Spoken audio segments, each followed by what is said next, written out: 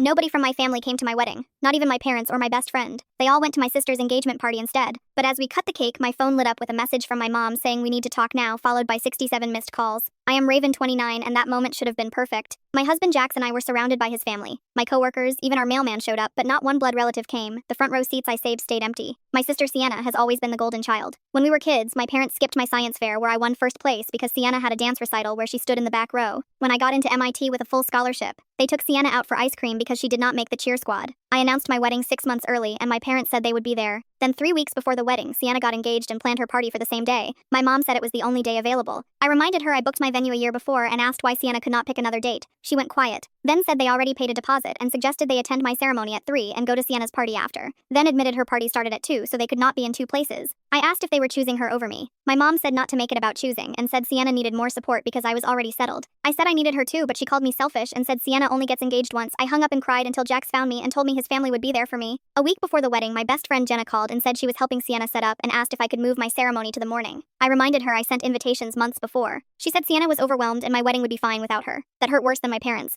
I told her to go help Sienna. On the wedding day, Jax's mom Linda helped me get ready and walked me down the aisle because my dad chose Sienna's party. His sister Kate held my bouquet and comforted me during my vows. The ceremony was beautiful and Jax cried when he saw me. His family cheered when we kissed, but those empty seats stayed heavy in my chest. At the reception, we cut the cake, and everyone laughed when he got frosting on my nose. Then my phone started blowing up with missed calls and my mom's message. I stepped out and called back. She shouted, asking where I was, and said Sienna needed me because the caterer did not show up and everything was going wrong. She told me to come fix it. I laughed because they wanted me to leave my own wedding to help with the party they chose over me. She said I was selfish and called it a family emergency. I said no. I told her my wedding without them was the real emergency. She said they had to choose. I said they had always chosen the same way. She told me to drive over and help, then come back. I said no again. She said if I did not come, then I should not bother coming to family events anymore. I said that sounded fair and hung up. I turned off my phone and went back to my reception. Jax hugged me and said he was proud of me. We danced all night and his family celebrated us. It became the best night of my life. During our honeymoon, I checked my phone and saw dozens of messages from my family. Angry at first, then apologetic. Sienna's party fell apart because I was not there to fix everything like I always had. My dad even asked Jax's family why they chose my wedding over Sienna's party, and his mom told him they were there because they loved me. I never replied to my family. I only posted photos with Jax and his family, calling them my family. 2 weeks later, my mom called and said they made a mistake. I said they made years of them and there was nothing to fix. I have not spoken to them in months, but Jax's family celebrates me every year and shows up every time, and for the first time I know what real family looks like.